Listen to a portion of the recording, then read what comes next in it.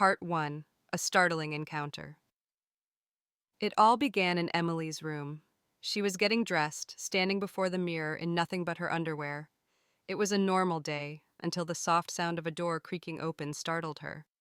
Alfred, her mother's husband, stood in the doorway, his gaze falling on her. "Emily, your door's open," Alfred said, his voice calm but commanding. In that moment, time seemed to freeze. Emily didn't move. She couldn't. Her heart pounded as confusion and something else, something she couldn't explain, flooded her mind. Alfred's presence filled the room even though he hadn't crossed the threshold. Reflection. Have you ever been in an awkward situation where something unexpected shifted the air around you? A simple mistake or accident that left you feeling exposed and unsure of what to do next? That's exactly what Emily felt. And though the moment seemed insignificant, it marked the beginning of something much bigger. Part 2. The Growing Connection. Though the incident could have been easily brushed off as an awkward moment, Emily couldn't shake the feeling that something had changed. Days later, they attended a wedding, and Emily found herself noticing Alfred in a way she never had before. His confident presence, the way he moved, the way he seemed to command attention without even trying, she couldn't look away. At one point, Alfred asked her to dance. It was a seemingly innocent invitation, but as they moved together on the dance floor, Emily's heart raced. His hand on her waist was warm, his eyes never leaving hers. The music, the crowd, her mother, all of it faded into the background. There was only Alfred, and the strange, undeniable tension between them. Personal insight. We've all been in situations where a simple gesture, a look, a touch, ignites something we didn't expect. It's easy to dismiss these moments, but they carry a weight that can't be ignored.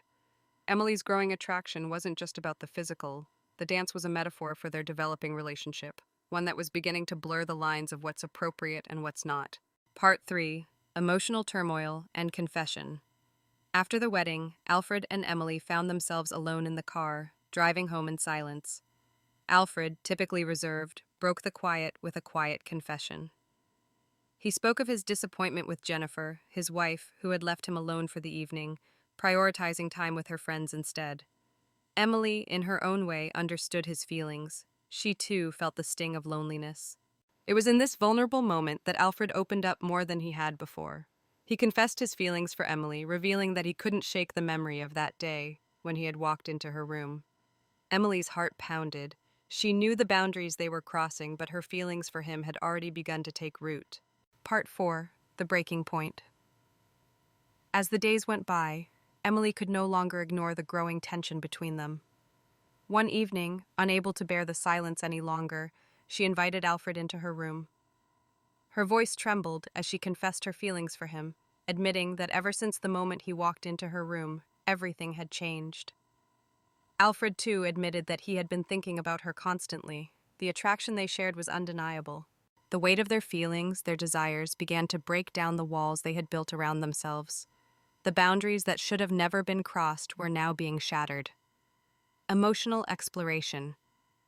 In relationships, whether romantic or not, there are moments when something unspoken, hidden, or suppressed suddenly comes to the surface. That raw, unfiltered truth can be liberating, but it can also be dangerous. Emily and Alfred's moment was one of those raw moments, a confrontation with their emotions and desires that they both knew they shouldn't have. Part 5. The Consequences of Desire. In the end, Emily and Alfred couldn't hold back any longer. A kiss, a touch, everything they had been holding back exploded in that moment. It wasn't just physical. It was emotional. It was complicated. They both knew what they were doing was wrong. But in that moment, all of their doubts, their guilt, their shame melted away. They gave in to the desire, the connection that had been building between them. Reflection. Sometimes the hardest part of life isn't the temptation. It's what comes after. The momentary satisfaction can feel like relief, but the aftermath is often full of regret, guilt, and confusion.